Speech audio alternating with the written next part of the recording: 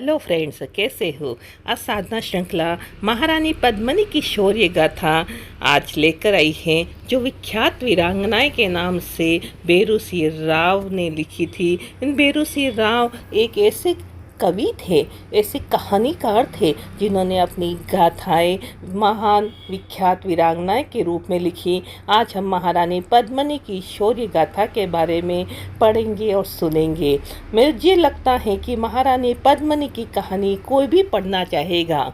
महारानी पद्मिनी विविध सौंदर्य प्रसाधनों से सज्जित दुर्ग के रनिवास प्रासाद का श्रृंगार सदन, सतरंगी कांच की कलाकृतियों से विभूषित श्रृंगार सदन की प्राचीरें रत्न जड़ित सवर्ण दाहिने बाहें सेविकाएं चवट डुलाती हुई हीरे पन्ने माणिक रत्न से अलंकृत अलंकरण एक एक कर महारानी को पहनाती हुई सखिया महारानी के श्रृंगार में तन्मय थी। नैसर्गिक सौंदर्य से मेल खाता हुआ उसका सौंदर्य काला तिल भी आभूषणों से कम नहीं लग रहा था। सखिया विदुषी एवं बहुकला मर्मज्ञ रनिवास प्रसाद में समय समय पर संगीत नृत्य कला के आयोजनों में बांसुरी तुरही मृदंग के स्वर गूंजते रहते थे। महारानी के समक्ष कलाओं के प्रदर्शन से सखिया मन ही मन गौरव अनुभूत कर रही थी। मानस जल्दी में उल्लास उर्मियामान हो रही थी। इस प्रकार से एक एक समस्त चित्र उन्होंने महारानी पद्मिनी के सामने रखे। चित्रों का अवलोकन कर महारानी स्तब्ध रह गई। सबने चित्रांकन का लक्ष्य उन्हें ही बनाया था। महारानी ने मन में विचार किया कि ये चितेरिनिया का चित्रित नहीं, आईने में उसी का प्रतिबिंब लगते हैं। महारानी पद्मिनी के सौंदर्य की अलौकिक सौंदर्य की विश्रुति रनिवास राजप्रसाद से दुर्ग से आगे अलाउद्दीन तक उनकी बात जाती है। इस प्रकार से राजप्रसाद से दुर्ग से पूरे जन जन तक होती हैं। सब और प्रशस्त हो गई थी। दुर्ग की समस्त नारियों में महारानी पद्मिनी का दैहिक सौंदर्य दैविक सौंदर्य कोई उपमान नहीं। एक संभ्रांत महिला कह रही थी कि ये जो विधाता हैं, उन्होंने अपनी कला का सर्वश्रेष्ठ प्रदर्शन करने के लिए इस दिव्य सौंदर्य को प्रदान महारानी को किया है।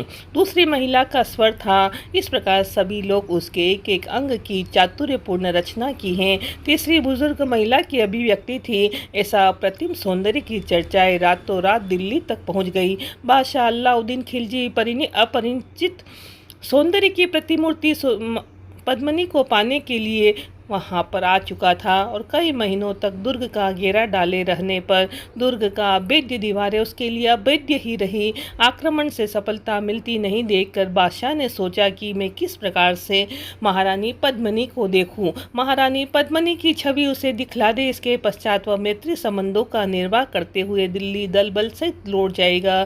संधि प्रस्ताव राजा ने राज दरबार में समस्त दरबारियों के सम्मुख रखा था, लेकिन सब ने मना कर दिया। इस आड़ में खिलजी राजा के साथ अवश्य धोखा करेगा। उसने प्रस्ताव का पुरजोर विरोध किया।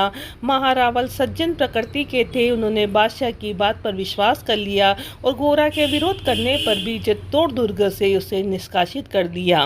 राजा ने मन में विचार किया कि संधि हो जाने के बाद बादशाह आक्रामक तेवर कम हो जाएगा। इस प्रकार से राज दरबार में उच्च आसन आरूढ़ करते हुए मेवाड़ राज्य की ओर से उस अलाउद्दीन को बुलाया गया। बेशकीमती हीरे पन्ने रत्न आदि उपहार स्वरूप दिए गए।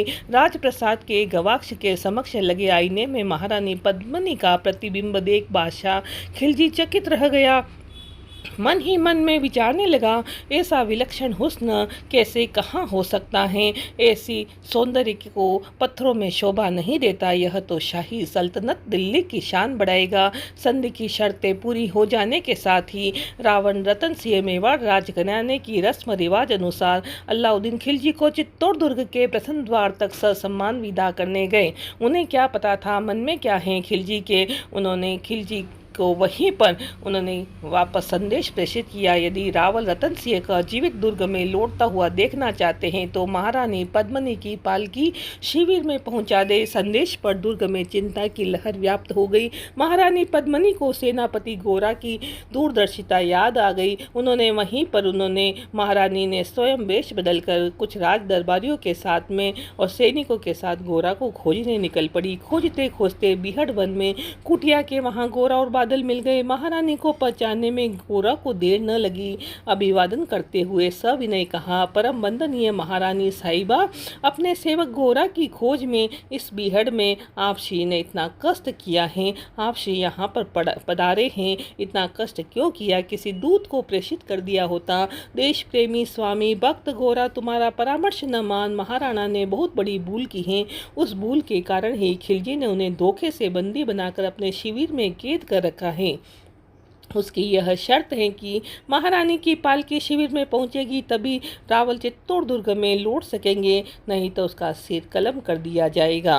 व्यथित स्वर में महारानी पद्मिनी बोली, रानी जी, मुझे तो पहले ही आशंका थी, वही हुआ। आप चिंता न करें, जब तक गोरा जीवित है महाराणा साहब को किसी तरह की आँच नहीं आएगी। दुर्ग में पधारिए, वहाँ अग्रिम योजना का निर्धारण करते हैं। कहते हुए गोरा बादल महारानी जी के साथ दुर्ग की ओर गुप्त मार्ग से अभिमुख हुए।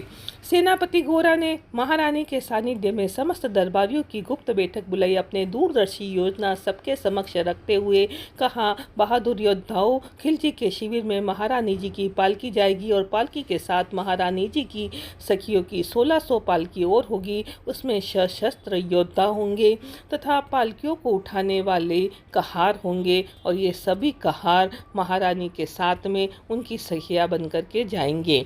समस्त कहार भी कहार वेश में शस्त्र छुपाए मेवाड़ी योद्धा ही होंगे। प्रत्येक को पूर्ण सजगता एवं बहादुर के साथ अपने दायित्व का निर्वाह करना है। बैठक के पश्चात खिलजी को दूत के साथ संदेश भिजवाया गया।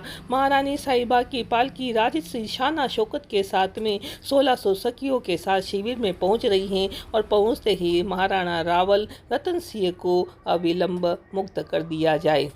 सर्वप्रथम महारानी जी महाराणा सबसे अंतिम बार मिलना चाहेगी, स्वीकृति की प्रतीक्षा है। बादशाह अलाउद्दीन दूत से यह संदेश सुन प्रमोदित हो उठा। उसने मन में ही सोचा, महारानी की पालकी आ रही है, यही तो प्रतीक्षा की घड़ी कुछ और लंबी सही। सोचते हुए उसने मुझसे कहा, स्वीकृति है, मिले, अवश्य मिले। सेनापति, तुम साथ में जाओ और उनसे मिलने के लिए महारानी महारावल से मिल करके यहाँ पर आ जाए। इस प्रकार की बात करते हुए गोरा के निर्देशन में संपूर्ण पालकियां सजी बाहर शिविर की ओर चल पड़ी। शिविर के निकट पहुंचते ही महारानी वाली मुख्य पालकी, जिसमें लुहार महारानी बन बैठा था, संग की 10 सखियों वाली पालकियों सहित उस ओर बढ़ी जिस ओर छावनी में रावल रतन सिंह कैद थे। रक्षा सैनिकों ने महारानी पालकी के पर्दे को उठाकर भीतर झांकते हुए देखा। अनुपम सौंदर्य, और ऐसा अनुपम सौंदर्य देख करके वहाँ का जो सेना नायक था वो भी उसको देखता रह गया। ऐसे सुंदर से पद्मिनी के सौंदर्य को देख करके और उसके साथ में आई हुई सखियों को देख करके सेना नायक स्तब्ध रह गया। ऐसा अनुपम सौंदर्य देख करके, श्रृंगार की प्रतिमूर्ति देखकर उसके प्रति विश्वास हो गया। महारानी पद्मिनी ही है। रक्षा सैनिकों ने भीतर जाने की इजाजत दे दी। सम्मान पूर्वक अभिनंदन करते हुए सेनापति गोरा बोला, हुजूर, इस लोहार के द्वारा बेड़िया करते ही आप शिविर के पिछले हिस्से से आप यहाँ से निकल जाना। उस समय वहाँ पर ऐसी आवाज़ें को सुन करके सजग हो चुका था। वहाँ पर महाराणा ने गोरा और बादल को अपने सीने से लगाया। निकल पड़े। उनकी आंखें नम थी। गोरा की देशभक्ति और स्वामी भक्ति ने उन्हें इतना गदगद कर दिया कि अपने किए हुए कार्य पर उन्हें पछतावा होने लगा कि मैंने गोरा बादल के साथ में क्या किया। भीतर की कानाफूसी सुन करके सुरक्षा सैनिकों को शंका हो गई। उन्होंने त्वरित कैदी आवास में प्रवेश किया। इधर गोरा ने योद्धा सजग थे। सुरक्षा सैनिक शस्त्र उठाए, इससे पहले ही उसके सिर कलम कर दिए थे। छावनी में हड़कंप मच गया। गुप्तचरों ने समाचार बादशाह तक पहुँचे। सेनापति जफर रावल रतन सिंह को पुनः बंदी बनाने के लिए कोशिश करने लगा कि किस प्रकार से सुरक्षा सैनिक वहां पर आए। सैनिकों सहित दौड़ पड़ा, लेकिन गोरा और बादल ने उसका मार्ग अवरुद्ध कर दिया। लोहे से लोहा बज उठा। सेनापति जफर ने अब चालाकी से काम लिया। उसके संकेत पर तुर्क सैनिकों ने गोरा और चारों ओर से घेर लिया। ऐसे ही गहरे घेरे में गिरे गोरा पर जफर ने वार किया। उसने उलट के वार से वह भी ना बच सका और बचे हुए योद्धा भी खेत रहे थे। इस प्रकार से गोरा ने बड़े ही शस्त्र के साथ में खिलजी अब दल बल से चित्तौड़ दुर्ग की ओर बढ़ा। तहसील सिसोदा के राणा मेवाड़ी शूरवीर केसरिया बाना धारण कर हर हर महादेव जय जयकार करते हुए तुर्क सेना से दो हाथ करने निकल पड़े। मेवाड़ी सेना के अधिकांश योद्धा छावनी के युद्ध में शहीद हुए। दुर्ग सुरक्षा हेतु शेष बचे सैनिकों ने बहादुरी के साथ में आक्रमण किया और यहाँ पर रावल वीर गति को प्राप्त हुए थे। राजमहल में महारानी पद्मिनी का प्रतिबिंब महारानी को पाने की उसकी आकांक्षा अप्रबल हो उठी। वह दल बल सहित दुर्ग की ओर बढ़ा। काफिला महारानी के प्रसाद की ओर चल पड़ा। खिड़कियां खुली हुई थी। निवास में व्याप्त थी। सन्नाटा पसरा हुआ था। आवाज नहीं हो रही थी। बेलदार बूटेदार चित्र से किसी को झटकने का आभास दे रही थी, परंतु यह आभास केवल आभास मात्र था। पवन की चहलकदमी के साथ कभी कभार हो रहा था। सैनिकों ने निवास का चप्पा चप्पा खोज लिया। सब निरर्थक, सब और निर्जनता।